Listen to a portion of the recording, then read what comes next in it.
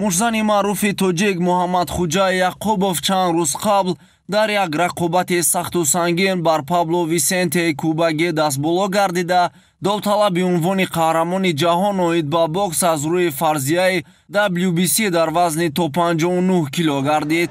ин мушзани шинохтаи меҳан бо Пабло ки то ин муддат 23 рақобат доир намуда танҳо дар дутояш мағлуб гардида буд, қувозмоӣ кард. муборизаи варзишгарон дар ринг 10 раунд давом кард ва доварон бо қарори якдилона ғалабаро ба Яқубов доданд. қобили қайд аст ки вохӯрии мазкур дар шаҳри Лас-Вегаси амрико доир шуд. пас аз ин пирӯзии Муҳаммадхуҷа ба ватан баргашт. ӯро дар фурудгоҳи байналмилалии шаҳри Душанбе масъулини соҳаи варзиши мамлакат, намояндагони клуби Ҳоҷи Шариф, хешону пайвандон ва дӯстдорони ин риштаи варзиш самимона истиқбол гирифтанд. рақобат 10 раунд ҷанг кардем, нағз гузашт. ҷойҳои қинашам буд, ҷойҳои нағзашам буд.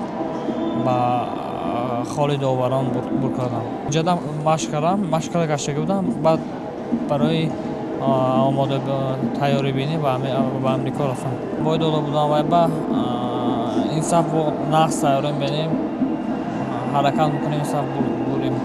барои одам нафаое ки омадан ҳамашон ба ҳазор раҳмат. клуби Ҳоҷи Шариф ба ҳазор раҳмат барои дастгиришон. акнун Муҳаммадхуҷа Яқубов барои ба даст овардани унвони қаҳрамонии ҷаҳон бо Шаки Фостери амрикоӣ рақобат мекунад.